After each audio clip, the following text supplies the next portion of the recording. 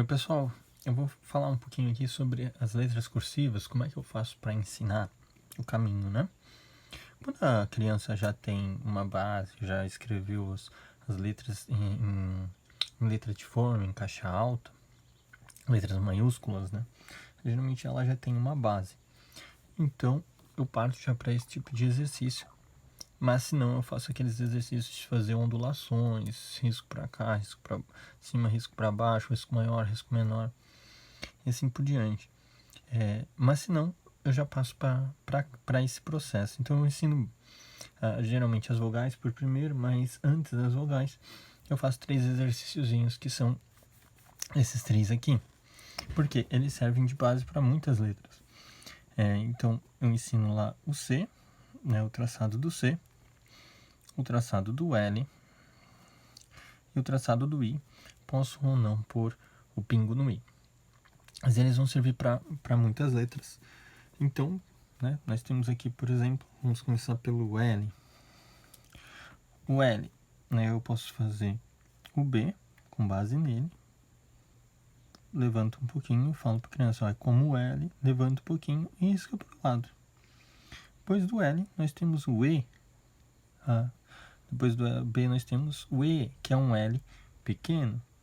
Depois nós temos o F, que começa como L, uma montanha russa, e a diferença é que, em vez de fazer a voltinha, ele vai descer reto.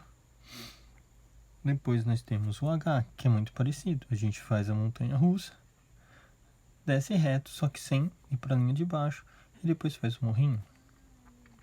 Depois nós temos o K, a gente faz o L, desce reto e faz um Rzinho, que é o R igual do maiúsculo. Depois nós temos o L propriamente dito, né? Então, essas aqui tem como base o L. Então, é muito útil ensinar. Depois nós temos algumas letras que a gente pode usar o I de base. Então nós temos o I no alfabeto próprio I. O J começa como I, desce reto, fazendo a montanha russa embaixo. Em vez de ela ser para cima, ela é para baixo. Depois do J nós temos o P, que começa como I, desce reto, sobe e faz a barriguinha. Depois nós temos o R, começa como I, puxa para o lado, desce como I. Depois do R nós temos o T, que é um I grande com corte no meio.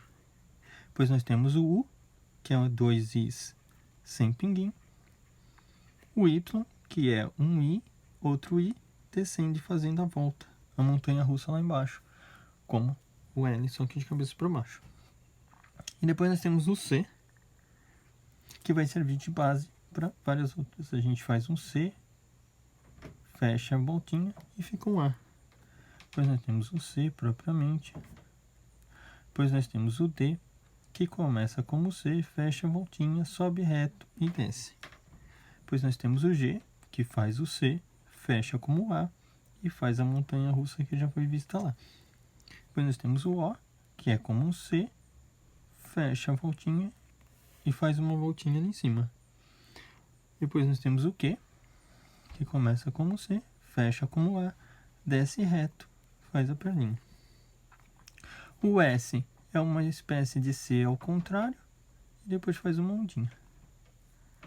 E aí nós temos o X, que é uma ondinha, e depois um C. Então, basicamente essas letras aí, né? Se a gente aprender o C, o L e o I, a gente vai usar essa base bastante para formar essas outras letras aqui. Fora essas daí a gente ainda teria umas poucas letras, né? Teríamos o M, que são, eu digo, né, são 3 morrinhos. O N, 2 morrinhos. O V é um morrinho e uma parte do B. O W é um morrinho. O I e uma parte do B. E nós temos também, por fim, o Z, que é uma voltinha como o S, como o X, e faz a volta lá embaixo, que é a montanha russa, o L, de cabeça para baixo. Então aqui, né, dá para ter uma ideia mais ou menos de como eu faço. É claro que isso é um processo que demora um pouquinho, né, até a criança pegar a base e vai aos poucos. É interessante ensinar as vogais, porque com as vogais muitas letras das palavras já ficam reconhecíveis para ela. Então é isso, espero que lhes seja útil.